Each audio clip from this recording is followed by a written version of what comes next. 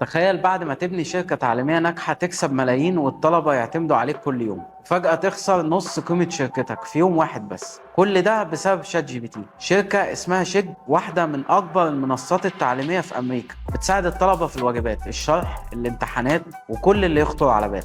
بس في 2023 كل حاجة اختلفت. الطلبة بقوا بيفتحوا ال AI ويسألوه على طول: اشرح لي الدرس ده، حلل لي المعادلة دي، اكتب لي المقال.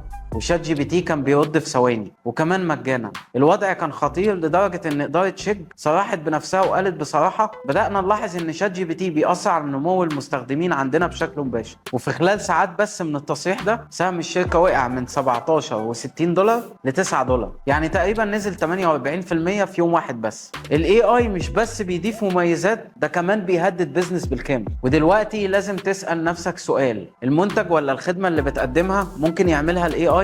لو الإجابة يبقى لازم تبدأ دلوقتي، يا تتطور يا تتحرك من الطريق.